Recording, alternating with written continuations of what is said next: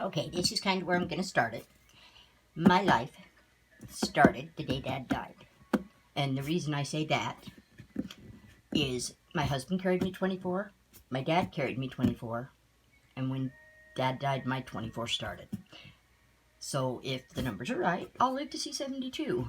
And I'm hoping longer, much, much, much longer would be nice. But 72 is not a bad timing. So all of my life, or for a lot of years, I've used like numbers and the metaphors. There's the word, metaphors. I speak metaphorically a lot of the time because it's like I have to have an image in my head to compare things to. And what I'm going to talk about is the lessons in life that we learn. And how I'm approaching it is where I was in my head. Because when Dad died, I had to decide there and then. I took a week, stayed with the guy I was seeing at the time, knowing full well he wasn't my future. And I had to gain the courage to come home and live with Mom. Scary thought. Anybody that knew me and Mom knew or expected 2 weeks and I'd be history. But I couldn't. I didn't want to be the person that ran. I've always been a runner. I've ran most of my life. Or I've tried suicides, and that's another topic. But I had 2 men in my life that loved me unconditionally, that cleaned up every mess I made, which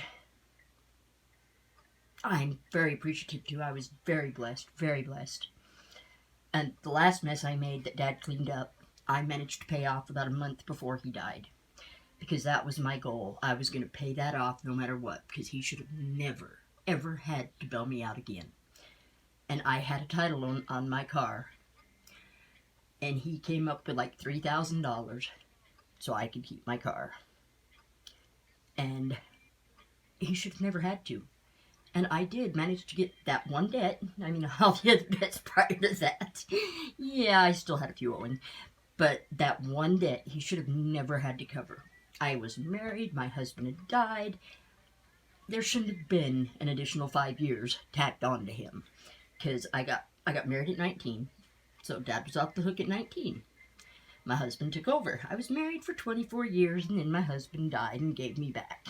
Because Dad picked up another 5, and then Dad died. When my husband died, my goal was I wanted my life to start by the time I turned 48. 5 years. I was hopeful. I mean, sometimes I feel like I lied to my husband on his deathbed because I kept telling him, I can't start my life until you go.